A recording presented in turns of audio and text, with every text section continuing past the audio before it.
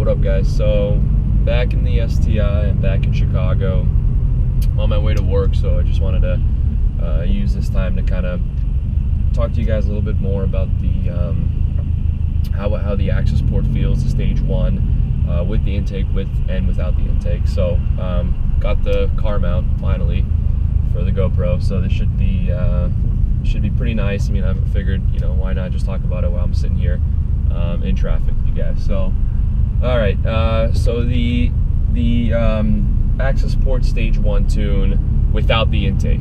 So honestly, it's been about like 2 to 3 weeks now, maybe a little bit longer, that I've just been driving around with the stage 1 tune, just a reflash of the ECU with no intake, and I don't feel that much of a difference. I mean, it does shift a little, like for first and second gear, it shifts a little bit smoother. Overall drivability is slightly better, but I mean, it's barely noticeable that, like, if you just, you know, within 2 to 3 weeks, like I said, like I can't really, like, it's not like every single time I get in the car I'm like, wow, this is a lot better than stock, or this just feels so much better, it's got a ton more power. For me, that's not really the case. I mean, it kind of feels again fairly similar to stock, but just, I would imagine, maybe a tad more power, and it just kind of drives smoother. So when you're shifting through gears, it just feels a little bit better. A lot of people say that, you know, this is how the car should come from the factory. I completely agree. Now, put the intake on, and there was no difference. Or if there was, I mean, again, I didn't dyno the car or anything, so power-wise, I really don't know. But there's really not that much of a difference.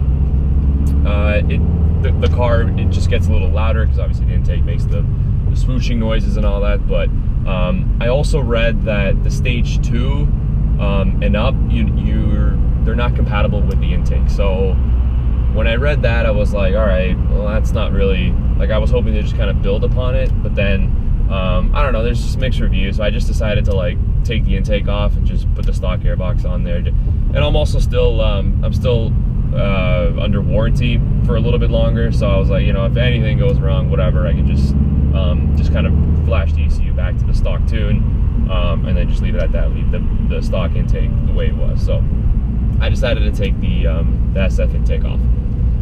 But again, like, just overall review of the access port stage 1, again, pretty good. Not much of a difference from stock, but hey, I mean, I don't really, like, drive my car crazy hard.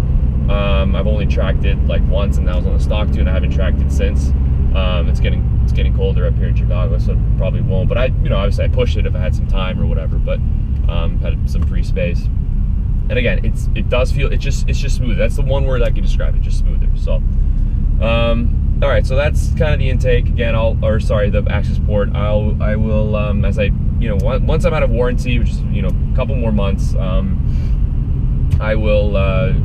be thinking about kind of going maybe stage 2, and then you know, custom with the downpipe and all that. So that should hopefully, you know, make more of a difference. So I definitely think that'll help, and that'll bring the car even more alive than how it already is. So so that's that. So wanted to take a little bit more time to just kind of talk about me and sort of my channel and what my goals are, and thinking through it a little bit. I haven't posted a video in a little bit now, about 2 weeks or a week and a half now. So but essentially, you know, I've always been into cars. I mean, pretty much my entire life, ever since I was a little kid.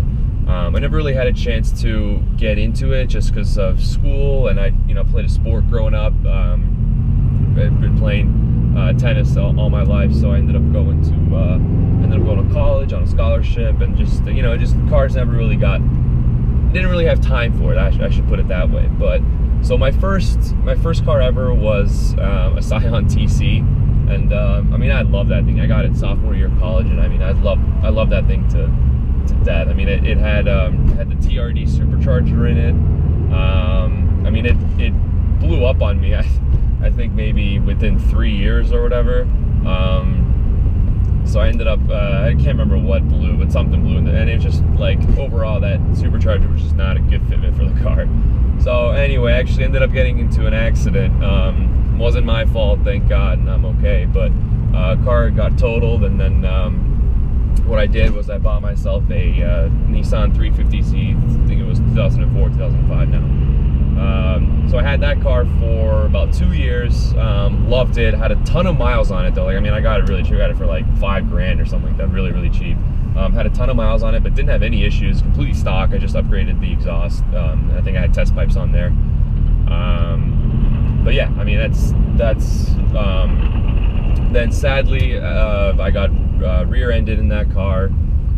That one ended up getting totaled too. So those are my first 2 cars, and I was like, all right, it's time to put the money down. Let's get a newer car. And you know, I've always liked the STI, so I ended up, you know, biting the bullet and got the STI. So definitely do not regret it. This car is fantastic. Oh, there's another STI right up there.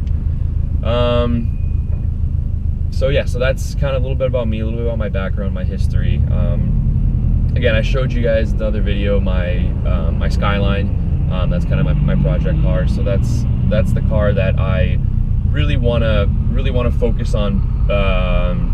I guess building first, just because it's not my daily driver, and I'll just have more time and to enjoy it. I don't have to really worry about things going wrong or whatever and just getting stranded somewhere. So I focus on building that. I still don't know if I want to rebuild. I ended up doing some more research on it, and the blow by that I showed you guys when I reviewed the car, it's the pistons, or the seals actually, I should say, are completely fried. I mean, that's, again, I don't know entirely, but that's like 90% of what I think it is. So that, to replace those, it literally means taking apart the engine. So either I do, so at some point that needs to be done. Now, whether I want to do it now and spend the money on it now, I don't really know, or should I just kind of like play with the car, push the car. I've always wanted to learn how to drift, so that's kind of been like a thing of mine. So maybe I can learn how to drift on that engine, and then just until it blows, and then if it blows, and then from then I just, you know, maybe I'll rebuild it. So I'm kind of leaning towards that route, just because I don't want to, like, it's still got some life in it. It still pulls really strong. So so maybe I'll do that. And again, I don't have this set entirely, but that's what I'm thinking. This weekend I'm actually going back home again this week, or going back to South Carolina this weekend. There's a car show there, Cars and Coffee. So I might take it out and probably film that, walk around, and show you guys people's reactions to the car, things like that. It's always fun to see how people react to it. So that'll probably be my next video, and then I'm also going to drive it with the camera in the car. So that'll be fun. I'll show you guys kind of like how it drives and everything, as much as you can see through video. Not that much, I know, but can try my best. But yeah, so that's where I'm leaning. So a lot of the videos, at least lately, or soon I should say, will be about the Skyline, and then once I get out of warranty with this guy, I'm definitely going to go stage 2. So I'll keep you guys posted on the stage 2 tune, the downpipe, the whole shebang, the stage 2 VCU, reflash, all that. So that should be pretty good. And again, if you guys have any questions or anything about the 2 cars, or about me, or just a little bit of what I said now, again, hit me up. I'll definitely respond. Yeah, that's about it. Peace.